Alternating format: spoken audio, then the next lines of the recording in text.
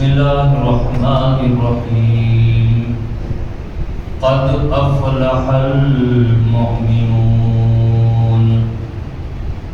آمنت باللہ صدق اللہ العظیم وبلغنا رسوله النبی الامین الکریم ونحن على ذلك لمن الشاهدين والشاکرین والحمد للہ رب العالمین. گرامی لائق سر تکریم بزرگوں اور قابل قدر دوستوں ساتھیوں،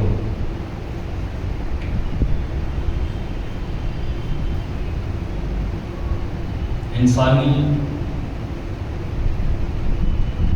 فطرت کا ایک عنصر ہے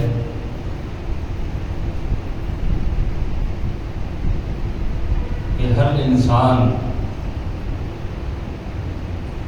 اپنی کامیابی چاہتا ہے،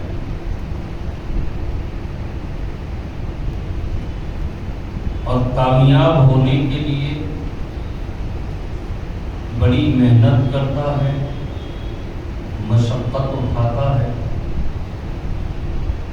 یہ اور بات ہے کہ ہر شخص کے نزدیک کامیابی کے معیارات الگ الگ ہیں.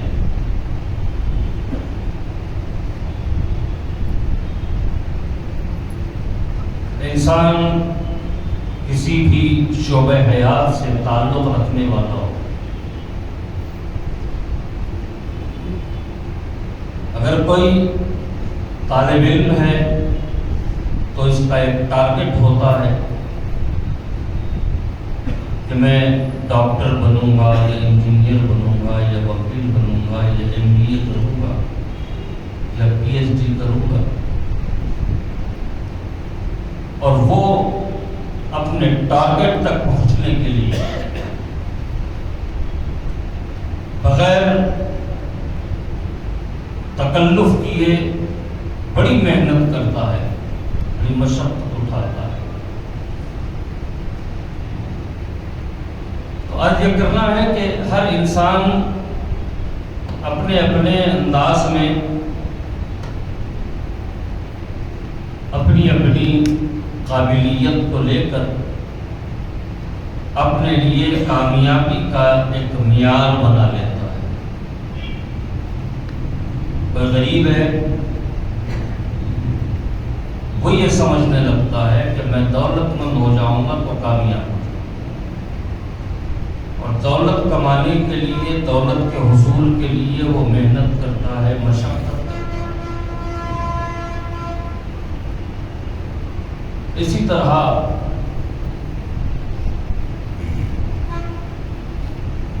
ہر آدمی اپنے اپنے اعتبارات سے اپنے اپنے کامیابی کا معیار قائم کرتے ہوئے صبح و شام محنت و مشقت کی بھٹی میں اپنے آپ کو جلاتا بھی ہے، گلاتا بھی ہے. عزیزان گرامی، یہ انسانی مزاج ہے، اور یہ ساری محنت مشقت، بھاگ دوڑ دنیاوی کامیابی کے لیے ہوتی ہے. جبکہ بندہ اس بات سے واقف ہوتا ہے، انسان اس بات سے واقف ہے کہ دنیا خود عارضی ہے، دنیا خود ختم ہونے والی ہے. اب ظاہر سی بات ہے، دنیا میں جو کامیابی بڑی محنت و مشقت کے ساتھ کسی کو حاصل ہو رہی ہے تو وہ کامیابی بھی ہمیشہ کے لیے نہیں ہے. یقیناً محنت مشقت کرنے والا کامیاب ضرور ہوتا ہے، لیکن اس کی کامیابی دائمی نہیں ہوتی، کیونکہ دنیا خود عارضی ہے تو اس کی کامیابی بھی عارضی ہوتی ہے. عزیزان گرامی، یہ انسانی فطرت ہے کہ وہ کامیابی کا خواہاں ہوتا ہے. لیکن عزیزان محترم، بندے مومن جو ہوتے ہیں، قرآن حکیم میں جن کو مومن کہا گیا، جن کی جمع مومنین ہے، ان کی سوچ الگ ہوتی ہے، ان کی فکر الگ ہوتی ہے، کیونکہ وہ اللہ اس کے رسول پر ایمان لانے والے ہوتے ہیں اور اس حقیقت سے واقف رہتے ہیں کہ دنیا ختم ہونے والی ہے۔ دنیا میں ہم آئے ہیں تو ہمیشہ کے قیام کے لیے نہیں، بلکہ ایک مسافر کی حیثیت سے ہم دنیا میں آئے ہیں۔ یہ ہماری منزل نہیں ہے، منزل تک پہنچنے سے پہلے ایک پڑاؤ ہے جہاں ہم نے اپنی ضروریات کو، کے سامان کو جمع کرتے ہوئے گھر کی شکل میں خیمہ لگایا ہوا ہے۔ یہاں سے تو ہمیں اور آگے جانا ہے۔ یہ بندہ مومن کی فکر ہوتی ہے۔ اب عزیزان گرامی، جس بندے کی یہ فکر ہو کہ دنیا عارضی چیز ہے، ایک مسافر خانہ ہے اور ایک راستے میں رکنے والا مقام ہے، سرائے ہے، اور یہاں سے ہمیں آگے جانا ہے، تو اب ظاہر کی بات ہے عزیزان گرامی، جب مومن کی فکر یہ ہے کہ دنیا ایک مسافر خانہ ہے، تو پھر مومن کی سوچ اتنی محدود نہیں ہے کہ صرف دنیا کے لیے ہی وہ ساری زندگی محنت و مشقت کرتا رہے، نہیں، بلکہ بندہ مومن کی یہ فکر ہوتی ہے کہ وہ دنیا میں رہے تو اس طرح رہے کہ اللہ اس کے رسول کی رضا و خوشنودی کے مطابق زندگی گزرے، اور جب دنیا سے جاتا رہے تو پھر سلامتی ایمان کے ساتھ دنیا سے رخصت ہو جائے، اور جب قیامت کا دن ہو تو پھر نبی پاک صلی اللہ علیہ وآلہ وسلم کے غلاموں کے ساتھ اس کو جنت میں داخلہ مل جائے۔ عزیزان گرامی، یہ مومنین کی فکر ہے۔ اب دنیاوی اعتبار سے ہم نے کامیابی کا معیار جن چیزوں کو بنا لیا، ان کے حصول کے لیے جب محنت کرتے ہیں تو پھر اخروی زندگی کے لیے بھی تو ہمیں کچھ محنت کرنی ہے، اخروی زندگی کے لیے ہمیں بھی کچھ مشقت اٹھانی ہے۔ تو عزیزان گرامی، وہ محنت و مشقت کیا ہے؟ سورہ مومنین، سورہ مومنون کی پہلی آیت، قد افلح المؤمنون، کہ بے شک ایمان والے کامیاب ہو چکے۔ یہ اللہ سبحانہ و تعالیٰ کا اعلان ہے، اور مومنین کے لیے بشارت ہے کہ ایمان لانے والے کامیاب ہو چکے۔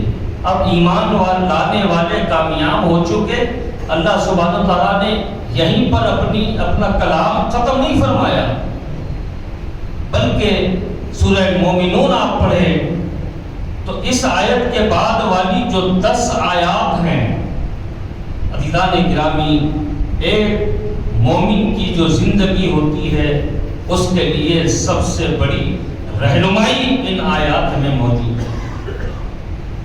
جب یہ صفات جو اللہ تعالیٰ نے 10 آیات میں بیان فرمائے ہیں، اگر یہ صفات بندے کے اندر پیدا ہو جائے تو عزیزان گرامی، تو وہ اللہ تعالیٰ کی بشارت پر پورا اترے گا، قد افلح المؤمنون، کہ بے شک ایمان لانے والے کامیاب ہو گئے۔ عزیزان گرامی، وہ کون سی صفات ہے کہ جب وہ صفات بندہ اپنی زندگی کا حصہ اس کو بنا لے تو پھر وہ کامیاب ہونے والوں میں شامل ہو جائے گا، اور شامل ہوگا تو اس کو نتیجہ 11ویں آیت میں اللہ سبحانہ و تعالیٰ بتا رہا ہے۔ وہ بتا کیا رہا ہے کہ وہ جنت کے وارث ہوں گے، جنت الفردوس میں ان کا مقام ہوگا، عزیزان گرامی، وہ کون سی صفات ہیں کہ جو بندہ اپنی زندگی کا جن کو حصہ بنا لے تو وہ ان ایمان والوں میں شامل ہو جائے گا جن کی بشارت اللہ تعالیٰ نے عطا فرمائی کہ وہ کامیاب ہو چکی ہے۔ عزیزان گرامی، پہلی صفت، اب جو آیات ہیں 10 آیات اس کے بعد والی آیات ہیں، ان 10 آیات میں 7 مفسرین اکرام نے فرمایا کہ اس میں 7 صفات بیان کی گئی۔ پہلی صفت، سب سے پہلی صفت جو ایمان والوں کی ہوتی ہے، جو اللہ سبحانہ و تعالیٰ نے جن کو بشارت عطا فرمائی کہ وہ کامیاب ہو گئے، وہ کون سی؟ کہ اپنی نمازیں خشوع و خضوع کے ساتھ ادا کرتے ہیں۔ عزیزان گرامی، سب سے پہلی صفت جو مومن بندوں کی ہے، جو جن کے لیے کامیابی کی بشارت موجود ہے، ان کی پہلی صفت اللہ سبحانہ و تعالیٰ نے بیان فرمائی کہ وہ نمازیں خشوع و خضوع سے ادا کرتے ہیں۔ عزیزان گرامی، خشوع و خضوع کسے کہتے ہیں؟ ہماری نمازیں، ہم اپنی نمازوں کو سمجھ لیں تو خشوع و خضوع والی نمازیں خود بہت سمجھ میں آ جائیں۔ مؤذن کی اذان کی آواز ہم نے سنی، مسجد کی طرف دوڑ لگا دی، انداز ایسا ہے کہ جیسے ہم نماز کو جان ہی رہے ہیں، بلکہ امت مسلمہ پر احسان کر رہے ہیں۔ بالکل سب کو گرا ہوا دیکھتے ہوئے ہم مسجد کی طرف آتے ہیں۔ یہ کیا، میں تو نمازی ہوں، یہ سب بے نمازی لوگ،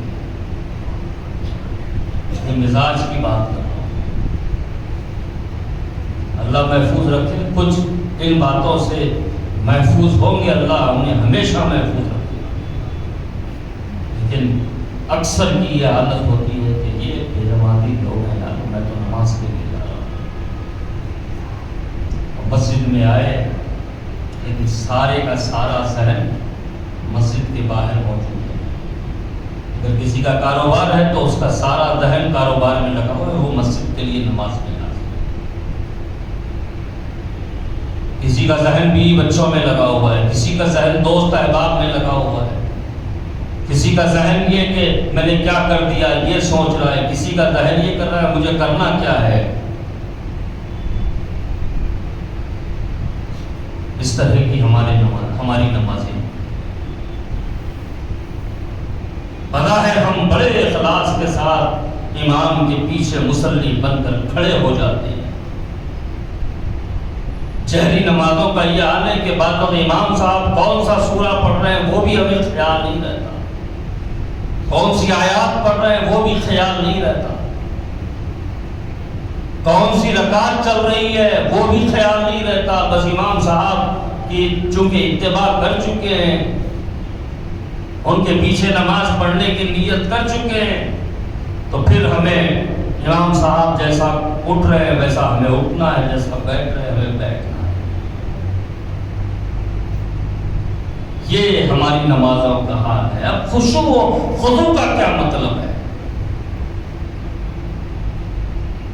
سیدنا امام زین العابدین رضی اللہ تعالیٰ عنہ، امام حسین کے شہزادے ہیں، شہید کربلا کے شہزادے ہیں، نبی پاک صلی اللہ علیہ وسلم کی آل ہیں، مولا علی مشکل کشا کے پوتے ہیں۔ وضو کرنے کے لیے، نماز ادا کرنے کے لیے مسجد تشریف لے آئے، وضو خانے میں پہنچے، وضو فرمایا۔ جب تک وضو شروع نہ کیا تھا چہرہ بڑا حشاش بشاش تھا، بدن میں بڑی چستی تھی، توانائی محسوس ہو رہی تھی۔ وضو فرمایا، وضو فرما کر جب پلٹے تو لوگ حیران رہ گئے، بدن کانپ رہا ہے، چہرہ زرد ہو چکا ہے، ایسا لگ رہا ہے کہ ساری قوت و توانائی آپ کے جسم مبارک سے نکل گئی۔ لوگوں نے پوچھا، ہے امام کیا آپ کی طبیعت ناساز ہے جو آپ کی یہ کیفیت ظاہر ہو رہی ہے؟ امام زین العابدین رضی اللہ تعالیٰ نے فرمایا ایسی کوئی بات نہیں ہے، بس وضو ختم کرتے کرتے مجھے یہ خیال آ گیا کہ اب مجھے کس کی بارگاہ میں کھڑا ہونا ہے، اب مجھے کس کے دربار میں کھڑا ہونا ہے۔ عزیزان گرامی، یہ خشوع ہے کہ نماز کے لیے ہم کھڑے ہوں تو ہمیں اس بات کا خیال ہو کہ ہم کس کے دربار میں کھڑے ہوئے ہیں۔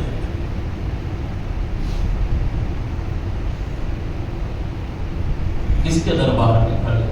مولا کائنات سیدنا علی المرتضیٰ کرم اللہ وجہہ نے حضور پاک صلی اللہ علیہ وآلہ وسلم کی خدمت میں عرض کیا، یا رسول اللہ عبادت کی کیسے کی جائے؟ اللہ،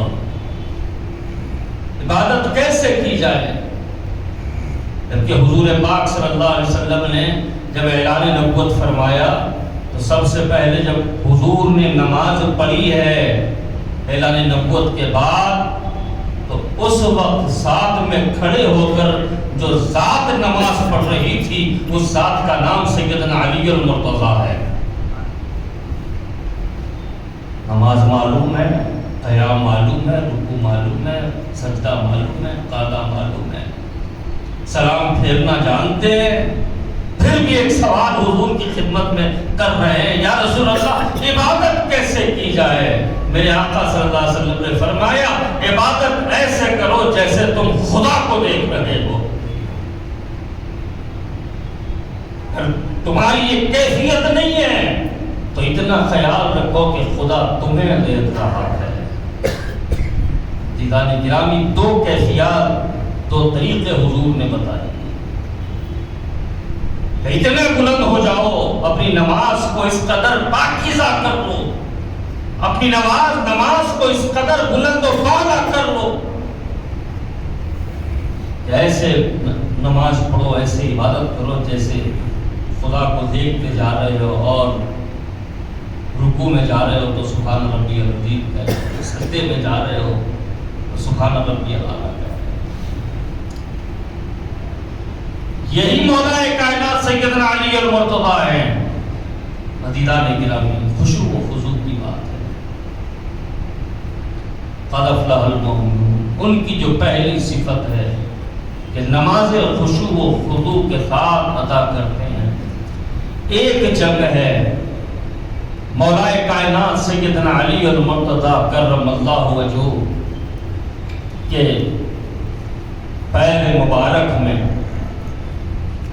ایک تیر آ کر لگا، تیر کو کھینچا،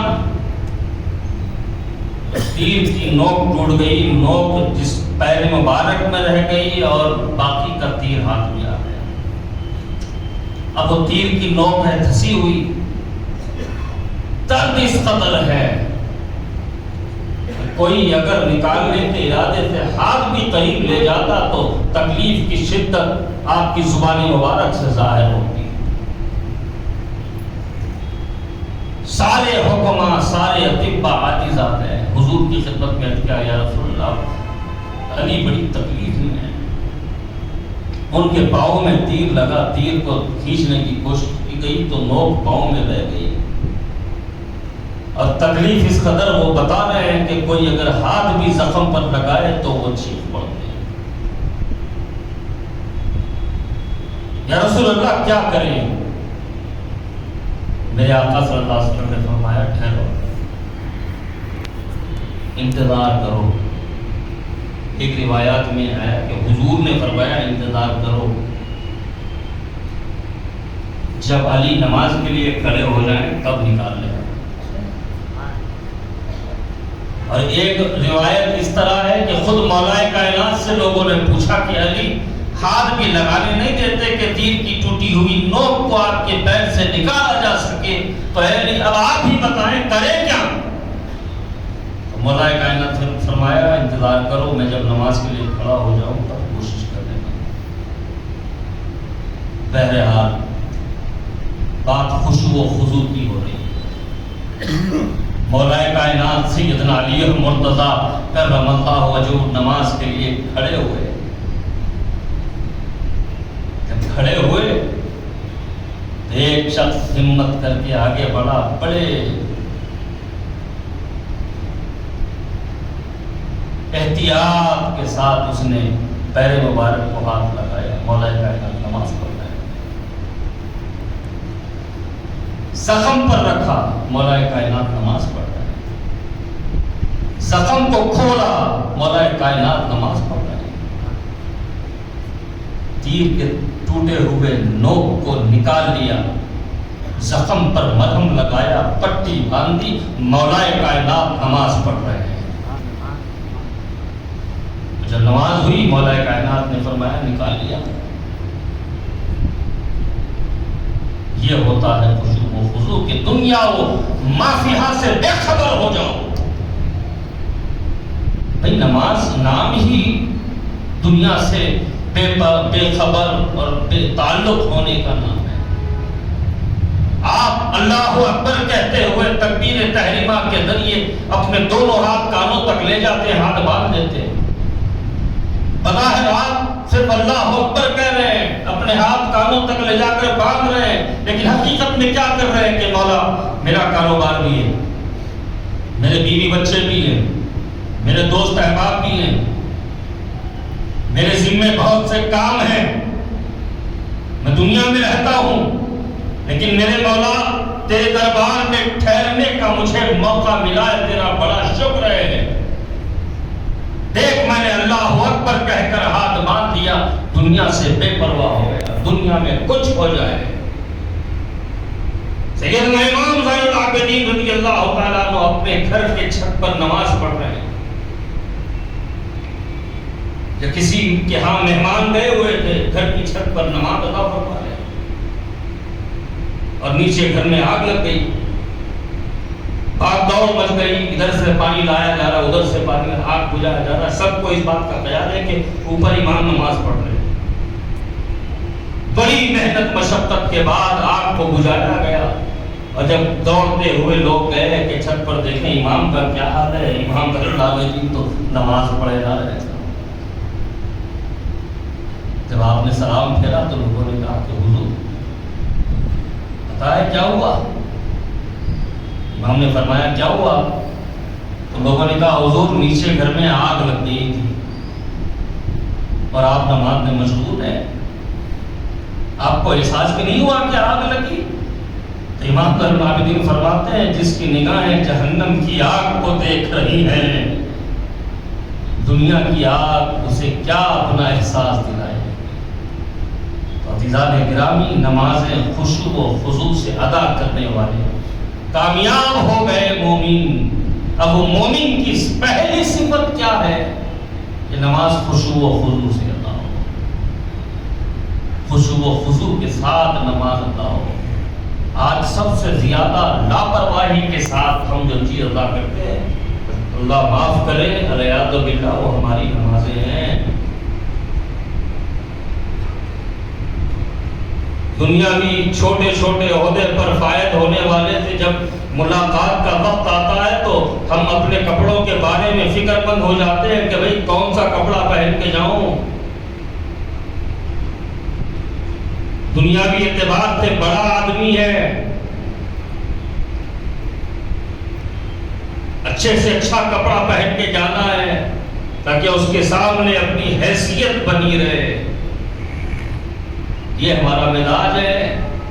لیکن جب مسجد کو جانے کا وقت آتا ہے نماز کی ادائیگی کے لیے تو دیکھتے ہیں بھائی کون سا پرانا کپڑا ہے، پہن کے چلو یار، اس طرح ٹوٹ جانے والی ہے۔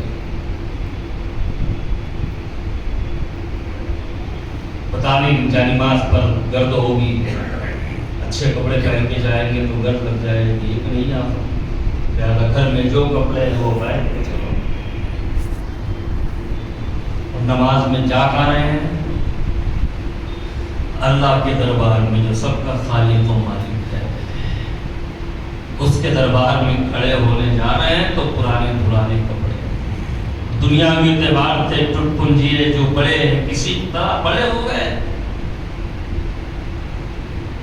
ان سے ملاقات کا وقت آیا تو اچھے سے اچھے کپڑے کا انتخاب کیا جاتا ہے۔ عزیزان گرامی، یہ لاپرواہی اور بے خبری بھی ہے تو کیا ہے؟ دنیا داروں سے ملنے کے لیے تو اچھا لباس پہنا جاتا ہے کہ لوگ ہمیں دیکھیں گے، ہمارا اثر بنا رہے، اور جب مسجد میں آنا ہوتا ہے تو پھر جیسے چلو یار نماز ہی تو ادا کرنی۔ عزیزان گرامی، اس مزاج کو بدلو۔ دنیا کے اعتبار سے کوئی کتنا بڑا ہو، اس نے تمہیں کچھ نہیں دیا،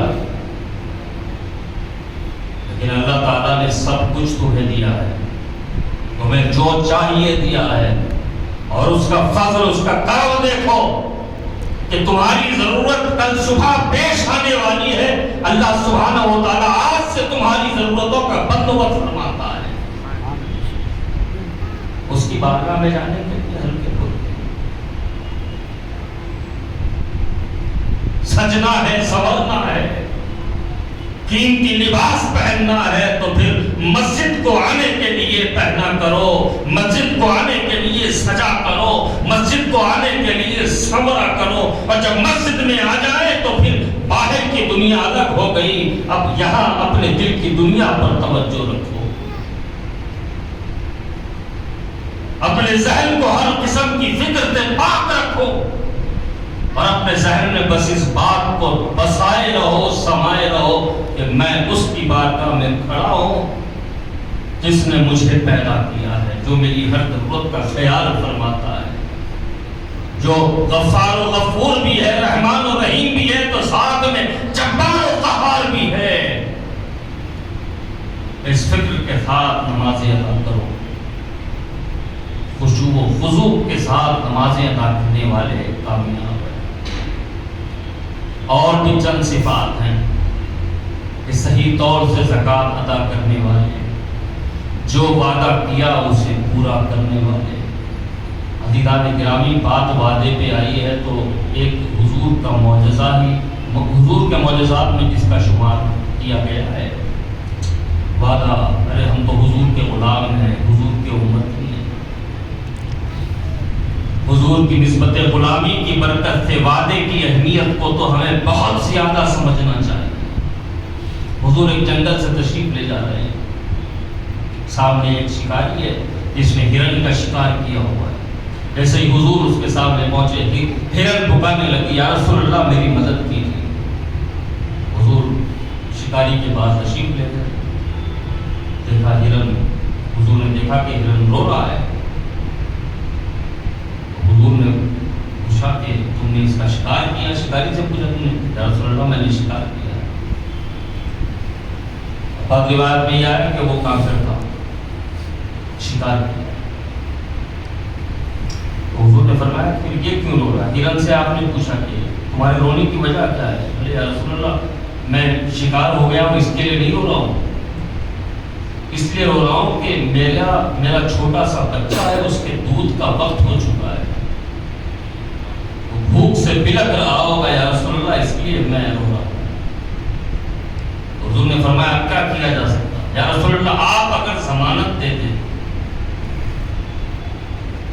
تو میں ابھی جاؤں گا بچے کو دودھ پلا کے واپس پھر اس شکاری کے پاس آؤں۔ حضور نے فرمایا ٹھیک ہے، میں شکاری سے کہتا ہوں۔ شکاری سے حضور نے فرمایا کہ ایک کام کرو، اس کو چھوڑ دو۔ اس نے کہا کہ میں نے بڑی محنت سے اس کو شکار کیا۔ آقا نے فرمایا کہ میں تمہیں ضمانت دیتا ہوں، میں جاؤں گا نہیں، یہیں کھڑا رہوں گا، بس اس کو چھوڑ دو، اور جب چھوڑ دو گے تو یہ اپنے بچے کو دودھ پلا کے واپس تمہارے پاس آئے گا جب میں تمہارے پاس سے ہٹوں گا۔ اس کو بڑی حیرت ہوئی، اس نے کہا کہ آپ عجیب بات کر رہے ہیں، بڑی محنت سے میں نے اس کو شکار کیا، اور کوئی جانور جب شکاری کے پھندے میں آ جاتا ہے اور تھوڑی دیر کے لیے بھی اس کو اگر مہلت مل جائے آزاد ہونے کی تو پھر وہ آزاد ہو گیا، واپس کیسے آئے گا؟ حضور نے فرمایا اس نے مجھ سے وعدہ کیا ہے، میں اس کی ضمانت دیتا ہوں کہ یہ آئے گا۔ شکاری کا ٹھیک ہے، چلو یہ بھی دیکھ لیتے، اپنا جال کھولا، ہرن کو چھوڑا، ہرن حضور کی طرف دیکھتا ہوا دوڑنے لگا۔ حضور وہیں کھڑے ہوئے اور شکاری ہاتھ باندھے حضور کو دیکھے جا رہا ہے کہ اب کیا کرتے ہیں، ابھی تو ہرن نہیں آیا، ابھی تک تو ہرن نہیں آیا۔ تھوڑی دیر میں شکاری نے دیکھا کہ ہرن دوڑتا ہوا آیا اور حضور کی چوکوں کے بعد حضور نے کہا لو تمہارا شکار واپس آ گیا۔ حضور کا ادھر یہ فرمانا تھا کہ وہ ختموں میں گر کر مسلمان ہو۔ عزیزان گرامی، ہم تو غلام ہیں، ہم تو امتی ہیں۔ صبح سے شام تک کتنے وعدے توڑتے ہیں، وعدے کی عہد کی کوئی ہمارے پاس اہمیت نہیں ہے۔ حد تو یہ ہے اللہ تعالیٰ امت مسلمہ کو اتحاد متحد فرمائے، امت مسلمہ پر فضل فرمائے، امت مسلمہ کو اس ڈگر پر ڈال دے جو ڈگر نبی پاک کے در اقدس سے ملتی ہے۔ آج ایک مسلمان بھی مسلمان سے کاروبار کرنا نہیں چاہتا، یہ المیہ ہے عزیزان گرامی، یہ حقیقت ہے کہ مسلمان سے کاروبار کرنے تیار نہیں ہے۔ اور اللہ تعالیٰ صفت بتا رہا ہے کامیاب ہونے والے مومنین کی کہ جب وہ کوئی وعدہ کرتے ہیں تو اسے پورا کرتے ہیں۔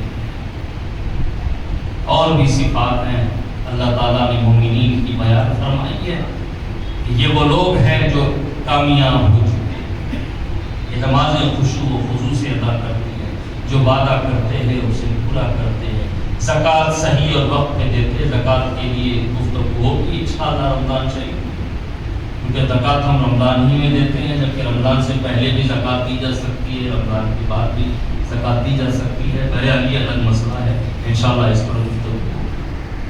اور آخر میں ایک اور صفت اللہ تعالیٰ نے بیان فرمائی ہے، بات کو میں ختم کروں، کہ اپنی نمازوں کی نگہبانی کرتے ہیں۔ پہلی بات یہ کہ نمازیں خشوع و خضوع سے ادا کرتے ہیں، آخر میں صفات کے آخر میں جو صفت بیان ہو رہی ہے نمازوں کی نگہبانی کرتے ہیں۔ نماز پڑھ لی، پھر کسی ایسے کام میں ملوث نہیں ہوتے جس کی وجہ سے پڑھی ہوئی نماز ضائع ہو جائے، کیونکہ ہم جو نماز پڑھتے ہیں عزیزان گرامی، حضور کی بشارت ہمارے لیے موجود ہے کہ ایک وقت کی نماز تم نے پڑھ لی، پھر دوسرے وقت کی نماز کا انتظار کرتے ہوئے پھر تم نے دوسرے وقت کی بھی نماز ادا کر لی، تو سابقہ وقت جو گزرا اس کے گناہوں کا کفارہ اس نماز کے ذریعے ہو جائے گا۔ نمازوں کی نگہبانی کرتے ہیں کہ نماز پڑھ لیے تو ضائع نہ ہونے پائے۔ پھر ایک صفت یہ بھی بیان کی گئی، فضول باتوں سے اپنے آپ کو دور رکھتے ہیں، لا یعنی باتوں سے جس کا کوئی مطلب نہیں ہے۔ اس پر بڑی تفصیلی گفتگو ہو سکتی ہے، عرض یہ کرنا ہے عزیزان گرامی، یہ وہ صفات ہیں کہ جب کسی انسان کے اندر، کسی بندے مومن کے اندر پیدا ہو جائے تو اس کے لیے بشارت خداوندی موجود ہے کہ یقیناً وہ کامیاب ہو گئے، اور کامیاب ہو گئے تو کیا ہوا؟ جنت الفردوس میں ان کا داخلہ ہو گیا۔ اللہ سبحانہ و تعالیٰ جن صفات کا شمار اللہ تعالیٰ نے فرمایا ہے، اللہ تعالیٰ سے دعا ہے کہ مولا ان صفات کو اپنی زندگیوں میں پیدا کرنے کی توفیق عطا فرما۔ یا الہ العالمین فضل فرما، کرم فرما۔ مولا فرقہ پرست طاقتیں فرقہ وارانہ ماحول بنانے کی کوشش میں لگی ہوئی ہے، مسلمانوں کو صبر و تحمل اختیار کرنے کی توفیق عطا فرما، اور فرقہ پرستوں کے منصوبوں کو مولا نیست و نابود فرما، اور ان کے پس پشت جو طاقتیں ہیں ان طاقتوں کو ختم فرما۔ وآخر دعواہم الحمدللہ رب العالمین۔